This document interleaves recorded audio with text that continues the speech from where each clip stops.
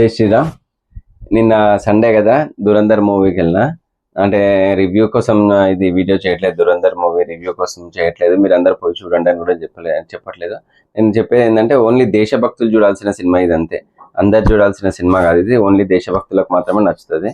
ఎందుకంటే మీరు కాంగ్రెస్ వాళ్ళని చూసిర్రు, ఎవరో కొత్తగా ఎంపీ 2014లో ఫ్లూక్గా ఎంపీ అయింది రమ్య అని చెప్పేసి కర్ణాటకలో. ఆమె మాట్లాడింది దీంట్లో మొత్తం దేశం గురించే చూపించిరు, దేశభక్తి చూపించిరు, ఎక్కువ చేసి చూపించిరు, మరి అట్లా చూపించద్దు అది ఇది అని చెప్పేసి. 60 సంవత్సరాల నుంచి మాత్రం వాళ్ళు ఏం చూపిస్తే దాన్ని మనం సినిమాలా చూడమంటే మనమేమో గుడ్డిగా వాళ్ళు ఏది చెప్తే అది చేసినాము. కొత్త కొత్త దేవుళ్ళను కూడా సినిమాలలో మనకు చూపించిరు. సో మనం ఫాలో అయినాం, వాళ్ళ గుళ్ళు కూడా కట్టినాము ఆ దేవుళ్ళ గురించి కూడా.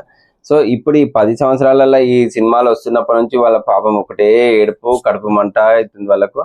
ఈ రమ్య అయితే ఆమె ఒక్కసారి గెలిచింది, ఆమె ఆగుతలేదు. ఒక సినిమా గురించి చెప్పేంత ఉందా అసలు ఆమెకు? అంత పెద్ద సినిమా, అది ఎంత కష్టపడి చేసిరు అది చెప్పాలంటే ఒక మొత్తం అది ఒక విజనరీ. అసలు చెప్పాలంటే అందులో అజిత్ దోవల్ గారి క్యారెక్టర్ కానీ, మన ఇప్పుడు ఇంకేంటి ఆ దురంధర్ అది జస్వీరత్ సింగ్ క్యారెక్టర్ కానీ, గ్యాంగ్స్టర్ ని ఎన్కౌంటర్ చేయడం కానీ, ఫేక్ కరెన్సీ ఇండియాకి రాకుండా డిమానిటైజేషన్ చేసి ఆ కరెన్సీ 60,000 crores ఆపడం కానీ, ఇవన్నీ ఎట్లా ఉన్నాయో తెలుసా? అసలు ఇంత మంచి మంచి పాయింట్స్ అందులో చూపిస్తే వీళ్ళకి ఏంటంటే వాళ్ళది అరే నిజాలు ఇలా వీళ్ళకి ఒక హ్యాండ్ ఉంటాయి కదా, ఆ హ్యాండ్ ఏదో బయటపడతా అని చెప్పేసి సినిమా బాగాలేదు, చూడొద్దు, చెత్త సినిమా అని చెప్పేసి వీళ్ళు అంటున్నారు కొందరు. బట్ ఇది ఎట్లా అంటే పీకే ప్రకాష్ రాజ్ గ్యాంగ్ అండ్ వీళ్ళ కొందరు ఉంటారు కదా, జేఎన్యూ బ్యాచ్, ఇది ఎవరు రాహుల్ గాంధీ బ్యాచ్ ఉంటుంది, వీళ్ళకి ఈ సినిమాలు నచ్చాయి. సో ఇట్లా అట్లాంటిది ఏం లేదు, సినిమా చాలా బాగుంది, వండర్ఫుల్ మూవీ ఇది. మనం చూసుకున్నట్టయితే ఇది అక్కడ ఇప్పుడు కార్డన్ సర్చ్, మనం ఇంతకుముందు ఓల్డ్ సిటీలో చూస్తుంటాము. కార్డన్ సర్చ్ అంటే ఎవరున్నారు బయట వాళ్ళు, బంగ్లాదేశ్ కానీ పాకిస్తాన్ కానీ ఎవరున్నారు అంటే మన ఇండియన్ ఐడెంటిటీ లేని వాళ్ళందరినీ కూడా చూస్తుంటారు.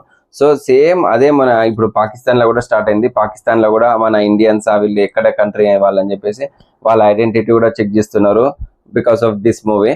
అండ్ ఇంకొకటి అందులో ఇది చూపించే అన్నోన్ మెన్ ఆర్మీ అని ఉన్నారు కదా, బట్ అది మన వాళ్ళు చేసిరో లేదో తెలియదు. కానీ ఇప్పుడు నిన్న కూడా ఒక ఎన్కౌంటర్ అయింది, అది మొన్న పండగ రోజు కూడా, వాళ్ళ ఈద్ రోజు కూడా ఎన్కౌంటర్ అయింది. బట్ అది మనకు వాళ్ళకి ఏం సంబంధం ఉండకపోవచ్చు నాకు తెలిసి.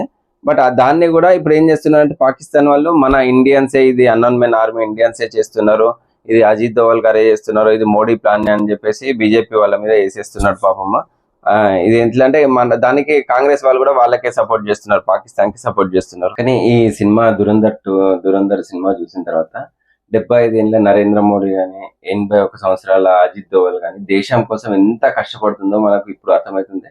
అంటే తెలియని వాళ్ళకు కూడా ఈ మూవీ వల్ల వాళ్ళు ఎంత కష్టపడుతున్నారు, దీని వెనుక ఎంత విజన్ ఉంది, ఒక దేశాన్ని రక్షించడం కోసం వాళ్ళు నిరంతరం ఎంత కష్టపడుతుంది అనేది మనకి ఇలా క్లియర్ గా తెలిసిపోతున్నది.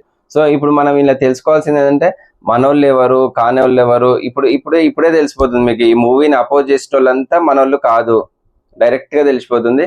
సో ఇంకా మనోళ్ళు మీకు తెలిసింది కాబట్టి ఎవరికి ఎట్లా ఓట్లు వేయాలి, ఎవరికి ఏం చేయాలనేది అది మీకే వదిలేస్తున్నా. జై శ్రీరామ్.